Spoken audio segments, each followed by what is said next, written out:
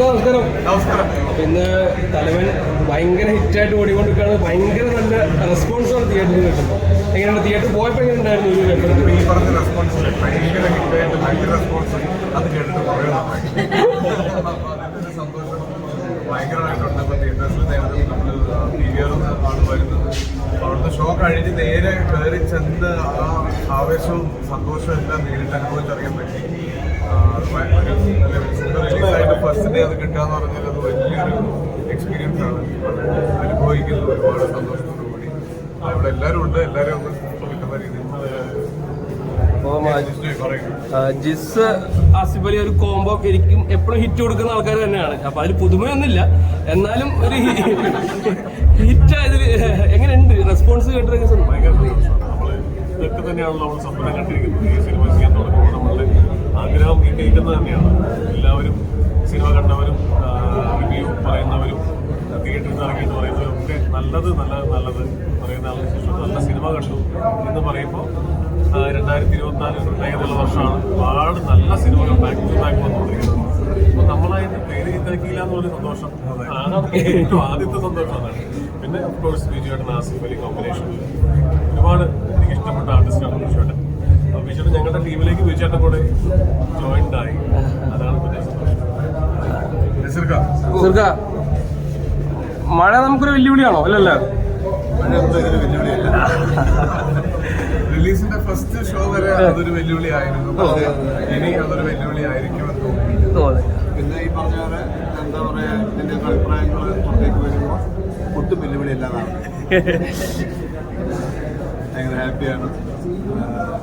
സിനിമയുടെ പുറത്തുനിന്ന് ആദ്യമായിട്ടാണ് വർഷങ്ങൾക്ക് മുമ്പുള്ള പരിചയമാണ്. അപ്പം പല പടങ്ങളും ചെയ്യുമ്പോൾ ഇങ്ങനെ ആലോചിച്ചു വളരെ അടുത്ത് പരിചയമാണ്. എന്നിട്ട് എന്തുകൊണ്ട് എന്നെ വിളിക്കുന്നില്ല? പക്ഷെ ആ കേടി തീർന്നു. ഗംഭീര റോള് വന്ന് നല്ല പടത്തിന്റെ ഭാഗമാകാൻ പറ്റി.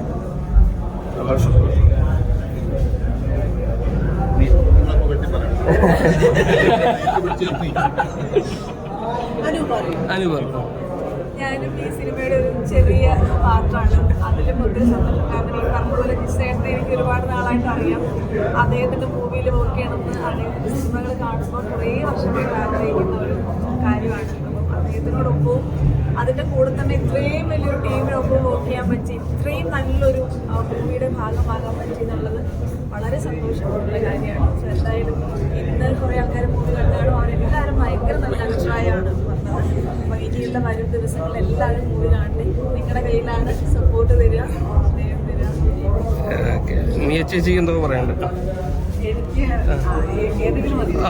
ഇതും കൂടി പിടിച്ചാലും വലിയ ഉപകാരം. പറഞ്ഞു ഇതും അല്ല പറഞ്ഞതിനകത്ത് എനിക്കൊരു ചെറിയൊരു തിരുത്ത് വരുത്തണം എന്ന് എനിക്ക് തോന്നുന്നത്. ചെറിയൊരു പാർട്ട് പറഞ്ഞു, പക്ഷെ എനിക്ക് ഈ സിനിമ കണ്ടിട്ട് ആരും ഇതിനകത്തൊരു ചെറിയ പാർട്ടായിട്ട് ഫീൽ ചെയ്യത്തില്ല. എല്ലാവരും ഒരാളെ പോലും കളയാൻ പറ്റത്തില്ല. എനിക്കങ്ങനെയാണ് ഫീൽ ചെയ്യുന്നത്. ചെറിയൊരു സ്പേസ് ആണെങ്കിൽ എല്ലാവരും ഇതിനകത്ത് അഭിനയിച്ചിട്ടുള്ള എല്ലാ ക്യാരക്ടേഴ്സും വളരെ വളരെ ഇമ്പോർട്ടൻ്റ് ആയിട്ടുള്ള അവരൊരാളെ ഇങ്ങനെ കറിവേപ്പില പോലെ മാറ്റി വെച്ച് കഴിഞ്ഞാൽ കഥ മുന്നോട്ട് പോകത്തേയില്ല. അതുപോലെയാണ് പ്ലേസ് ചെയ്തിരിക്കുന്നത്. അത് കാരണം ഈക്വലി എല്ലാവരും ഇമ്പോർട്ടൻ്റ് ആണ്. ഈ സിനിമ തലവൻ സിനിമയ്ക്കകത്തുള്ള എല്ലാവരും വളരെ ഇമ്പോർട്ടൻ്റ് ആയിട്ടുള്ള ഒരു റോള് തന്നെയാണ് ചെയ്തിരിക്കുന്നത്. അപ്പോൾ എനിക്ക് ഈ പറഞ്ഞ പോലെ തന്നെ ഒത്തിരി സന്തോഷം. എപ്പോഴും സംഭവിക്കുന്ന ഒരു കാര്യമല്ല. എന്താ പറയുന്നത്, എന്റെയൊക്കെ കേസിൽ എടുക്കുകയാണെങ്കിൽ മരുഭൂമിയിൽ പെയ്ത നല്ല സിനിമയുടെ നല്ലൊരു മൂവിന്റെ കൂടെ പാർട്ടായിട്ട് ഒരു നല്ല സിനിമ നമ്മള് എന്താ മനസ്സിൽ നിന്ന് സന്തോഷത്തോടെ ഞാനിതിന്റെ ഒരു പാർട്ടാണെന്നൊക്കെ അങ്ങനെയൊക്കെ പറയാന്ന് പറയും. അങ്ങനത്തെ ഒരു സന്തോഷം മൊമെന്റിലാണുള്ളത്. അതിപ്പോ എൻജോയ് ചെയ്യുകയാണ്. ഇതുപോലെ തിയേറ്ററിലൊക്കെ വിസിറ്റ് ചെയ്ത് ആളുകളൊക്കെ നേരിട്ട് കണ്ട് സന്തോഷിക്കുകയാണ്. എല്ലാരും പടം കാണുക, അത്രേ പറയാനുള്ളൂ.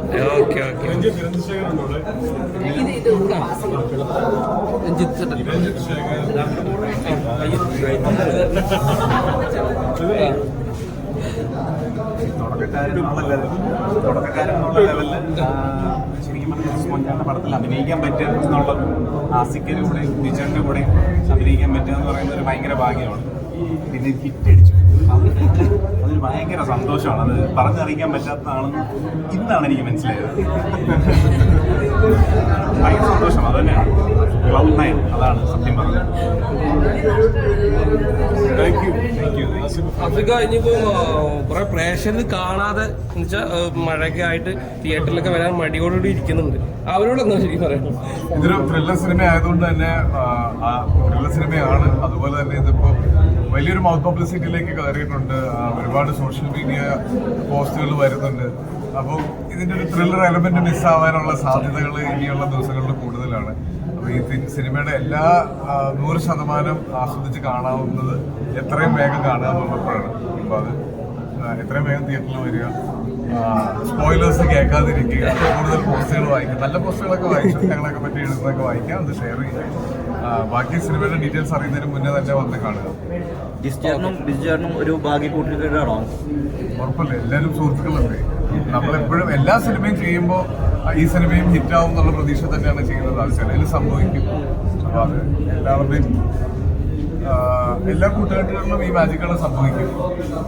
ജിസ്ജോയുടെ ഒരു പാറ്റേൺ പടങ്ങളുണ്ട്. അപ്പോൾ അതിൽ നിന്ന് വ്യത്യസ്തമായിട്ട് ഒരു ഇത് ചെയ്യുമ്പോൾ അത് എത്രമാത്രം ആൾക്കാർ ഇത് ഏറ്റെടുക്കുമെന്നുള്ളൊരു ഇതുണ്ടായിരുന്നു രണ്ടുപേർക്കും. സ്ക്രിപ്റ്റിൽ വിശ്വാസം ഉണ്ടായിരുന്നു. ഉറപ്പായിട്ടും ആൾക്കാർക്ക് ഇപ്പോൾ ഈ സിനിമ തന്നെ ചെയ്യണം, ഈ പാറ്റേൺ തന്നെ ചെയ്യണമെന്നില്ലല്ലോ. സിനിമ എൻഗേജ്ഡ് ആയാൽ മതി. അപ്പോൾ അതിൽ എൻഗേജ്ഡ് ആവുന്ന ഒരു സിനിമ ചെയ്താൽ ആൾക്കാർക്ക് ഇഷ്ടപ്പെടുന്ന ഒരു പ്രതീക്ഷ ഉണ്ടാവും. അതാണ് ഇപ്പോൾ നമ്മൾ കണ്ടുകൊണ്ടിരിക്കുന്നത്. Thank you so much. Thank you.